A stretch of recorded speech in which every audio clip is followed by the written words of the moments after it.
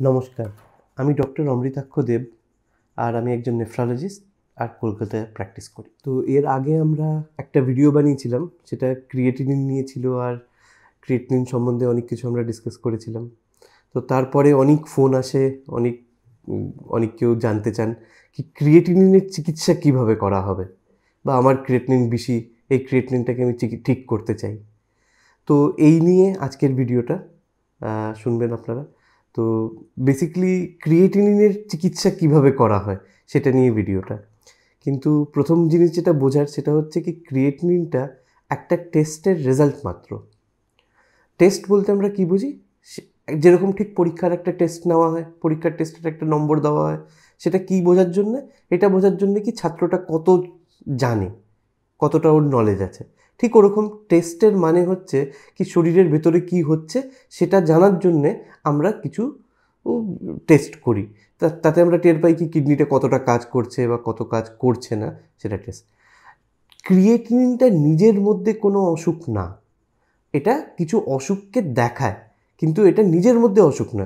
Creatinine in fact এর যে প্রোজেনার লোকেরা খেয়েও থাকে, ক্রিয়েটিন বলে অনেক কেউ যারা বডি বিল্ডার তারা এটা খায়, সেটা কিন্তু কোনো রকমভাবে টক্সিক বা কিছু কিডনির পক্ষে খারাপ দেখা যায়নি। আরেকটা, ক্রিয়েটিনিনটা একটা বডির নর্মাল প্রোডাক্ট যেটা মাসেলস থেকে তৈরি হয়, এটা নিয়ে আগেও আমরা কথা বলেছি। আর সবচেয়ে অদ্ভুত জিনিস, ক্রিয়েটিনিনের মাত্রা যেই লোকের একদম কিডনি ফাংশন কম, তার মধ্যেও পেচ্ছাপে কিন্তু অতটাই ক্রিয়েটিনিন বার হচ্ছে। তো প্রাইমারি টার্গেট কিন্তু আমাদের ক্রিয়েটিনিন কখনোই না, ক্রিয়েটিনিনটা কেবলমাত্র একটা টেস্ট। আরেকটা জিনিস, যে কোনো টেস্টেরই যেরকম পরীক্ষাতে কেউ নম্বর পাচ্ছে, সব ভালো ছাত্রই কিন্তু ভালো নম্বর পায় না, বা সব খারাপ ছাত্রই ফেল করে না। ঠিক সেরকমই একটা টেস্টের গোল্ড স্ট্যান্ডার্ড হয় যেটা একদম সঠিক, সেটা কিন্তু ক্রিয়েটিনিন না। ক্রিয়েটিনিন একটা ইজিলি পারফর্মেবল টেস্ট, কিন্তু এটার মধ্যে যথেষ্ট ভেরিয়েশন আছে।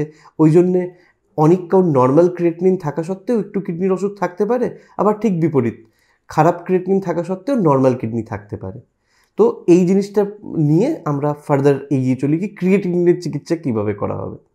তো বেসিক্যালি আমাদের বুঝতে হবে কি অ্যালোপ্যাথিক মেডিসিন বা আমরা যে মডার্ন মেডিসিন প্র্যাকটিস করি, এর মধ্যে আমরা কিভাবে চিকিৎসা করি। তো এই চিকিৎসার কিন্তু বেসিক্যালি তিনখানা প্রথম পার্ট হচ্ছে হিস্ট্রি বা ক্লিনিক্যাল হিস্ট্রি। এর মধ্যে আমরা পেশেন্টের সাথে কথা বলি, পেশেন্টকে থেকে জিজ্ঞাসা করি কি পেশেন্টের কী প্রবলেম, কীরমভাবে হয়েছে, সব জিনিসপত্র, এটাকে হিস্ট্রি বলা হয়। হিস্ট্রির মধ্যে family history, personal history, occupational history, সব কিছুরই ইম্পর্টেন্স থাকে। হিস্ট্রির পরে আমরা পেশেন্টকে এক্সামিন করি। তো এক্সামিনেশনের মধ্যে ব্লাড প্রেশার মেজার করা হয়, দেখা হয় পা ফুলছে কি না, শ্বাসকষ্ট হচ্ছে কি না, চেস্টের এক্সামিনেশন আর বেসিক সিস্টেমের এক্সামিনেশন করা হয়। এই দুখানা করার পরে একটা ইনভেস্টিগেশন প্ল্যান করা হয়। এই অনেকগুলো ইনভেস্টিগেশনের মধ্যে একটা ইনভেস্টিগেশন ক্রিয়েটিনিন। এখন আমরা এই তিনখানা জিনিস করে কি করি, এই তিনখানা জিনিস করে আমরা ফাইনালি কি অসুখ পেশেন্টের রয়েছে সেটাকে নির্ধারণ করার চেষ্টা করি। সেটাকে ডায়াগনোসিস বলা হয়। কি আমরা একটা অসুখ টের পেলাম কি এই অসুখটা পেশেন্টের হয়েছে, এখন চিকিৎসাটা ওই অসুখটা ভেবে চিকিৎসা করা হয়। এখন যেহেতু কোনো জিনিসই 100% না, ওই জন্য চিকিৎসাও 100% না। অনেক সময় এটা হতে পারে কি আমরা চিকিৎসা করলাম কিন্তু রেসপন্সটা যেরকম হওয়া উচিত সেরকম না, তখন আবার আমরা ফেরত যাই, আরও কোনো নতুন ইনভেস্টিগেশন বা আবার করে এক্সামিন করে দেখে আমাদের নিজেদের ডায়াগনোসিসকে কারেক্ট করার চেষ্টা করি, আর সেই হিসাবে চিকিৎসা করা হয়। এখন ক্রিয়েটিনিনটা যে বাড়ে, এটা বেসিক্যালি কোনো একটা ডায়াগনোসিস সাজেস্ট করে। কিডনির অসুখ এমনিতে খুব simply divided.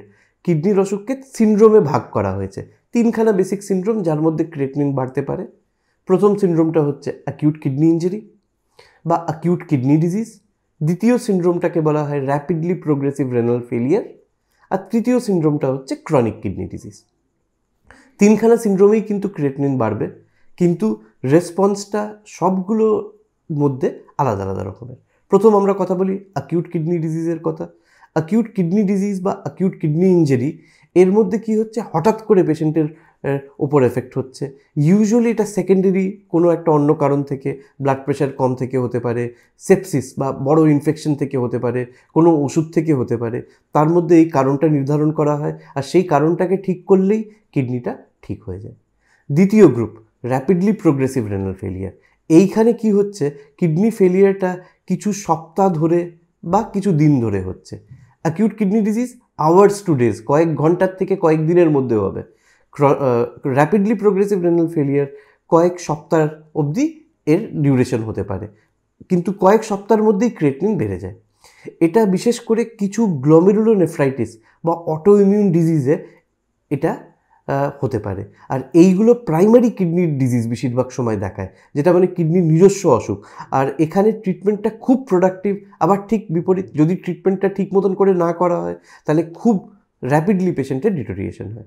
Usually rapidly progressive renal ফেলিয়ারে ক্রিয়েটিনিন বাড়ার সাথে সাথে আরও একটা জিনিস দেখা যায়, সেটা হচ্ছে পেচ্ছাপের মধ্যে ব্লাড সেল আরবিসি বার হওয়া, বা পেচ্ছাপের মধ্যে অনেক মাত্রায় প্রোটিন বার হওয়া, বা আরও কিছু অটোইমিউন মার্কার আমরা পজিটিভ পেতে পারি।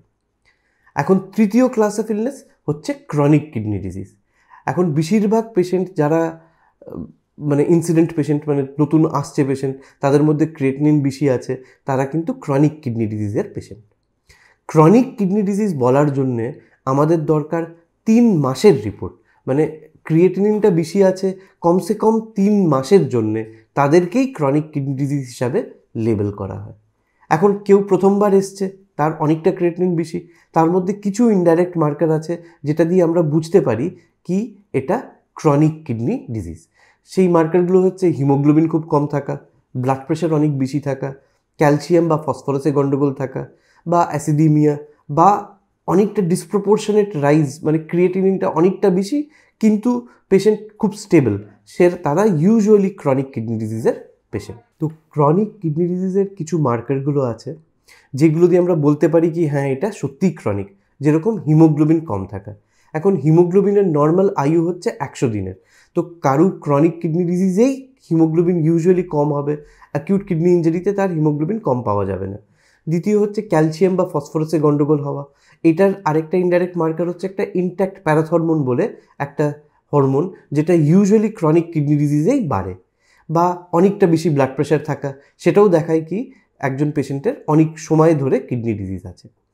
এখন ক্রনিক কিডনি ডিজিজের দেখতে গেলে সবচেয়ে কমন কারণ হচ্ছে এখনকার দিনে ডায়াবেটিস। তো ডায়াবেটিস হয়তোবা সবচেয়ে কমন কারণ ক্রনিক কিডনি ডিজিজের। এখন বেশিরভাগ লোকের ক্রিয়েটিনিনটা ডায়াবেটিস থেকে বাড়ে অনেক বছর ডায়াবেটিস থাকার পরে।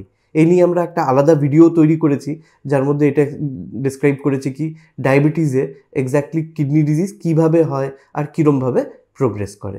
এখন ক্রনিক কিডনি ডিজিজের ট্রিটমেন্ট কিন্তু একদম আলাদা। এই ক্ষেত্রে কিন্তু আমরা এটা এক্সপেক্ট করতে পারি না কি কিডনি ফাংশন পুরোপুরি নর্মাল হয়ে যাবে, কিন্তু যে প্রোগ্রেশন আছে, মানে যে তীব্রতার সাথে ক্রিয়েটিনিনটা ফিউচারে বাড়বে, সেটাকে কমানোর চেষ্টা করতে পারি। তো বেসিক্যালি এই ভিডিওটার উদ্দেশ্য এটাই ছিল কি যাতে আপনারা বোঝেন কি ক্রিয়েটিনিনটা নিজের মধ্যে অসুখ না। তো ক্রিয়েটিনিনের ওই জন্যে আলাদাভাবে চিকিৎসাও নেই। ক্রিয়েটিনিনের চিকিৎসা হচ্ছে যে অসুখটা ওটা দেখাচ্ছে সেই অসুখটাকে ঠিক করা। এই অসুখটাকে ঠিক করলে অনেক ক্ষেত্রে, যেরকম অ্যাকিউট কিডনি ইঞ্জুরি বা র্যাপিডলি প্রোগ্রেসিভ রেনাল ফেলিয়ারে আমরা অনেক ডেভেলপমেন্ট করতে পারি, আমরা ক্রিয়েটিনিনকে পুরোপুরি ঠিক করে দিতে পারি। বা ক্রনিক কিডনি ডিজিজের পেশেন্ট, এদের মধ্যে আমরা ক্রিয়েটিনিন বেড়ে চলবে, কিন্তু তাও এটা যেই তীব্রতার সাথে বেড়ে চলে আর ফাইনালি কিডনি ফেলিয়ার হওয়ার দিকে যে এগিয়ে যায়, সেইটাকে আমরা অনেকটাই আটকে নিতে পারবো। ধন্যবাদ।